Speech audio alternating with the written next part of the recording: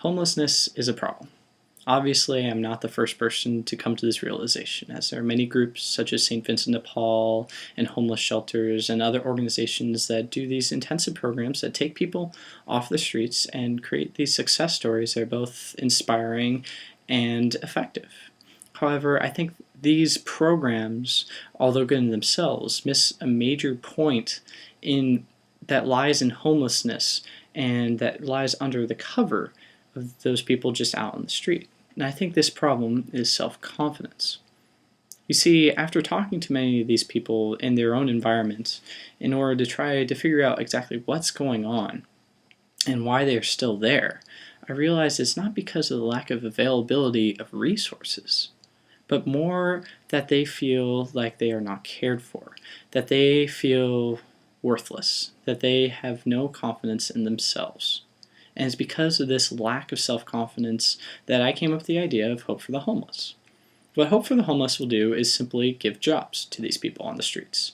Each day they would walk and they would go get a uniform and they would do simple jobs such as transportation of food supplies or cleaning services or working at ballparks, simple things like that. However, the important thing is that they are in an organization that is united, that gives them responsibility, that allows them to be told positively. For example, we would have a class at least once a day to be told positively that they're worth something, that they mean something.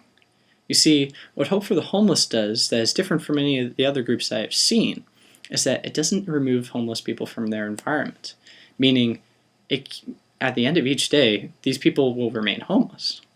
Now, this is counterintuitive in some sense. However, I believe it's important because if we force these homeless people out in their environment, most people say no, not because it isn't obviously better, which it is, those other programs that are intensive and take people out, but they will say no because they feel like they don't deserve it, because it will be too much change. And it's because of this that we are not forcing, through Hope for the Homeless, that change upon these people. We are letting them change themselves. And that's why Hope for the Homeless is something that's so crucial to solve such a travesty of a problem in the world. To allow for change, to create something that these people can be responsible for themselves. Is it a risk? Yes.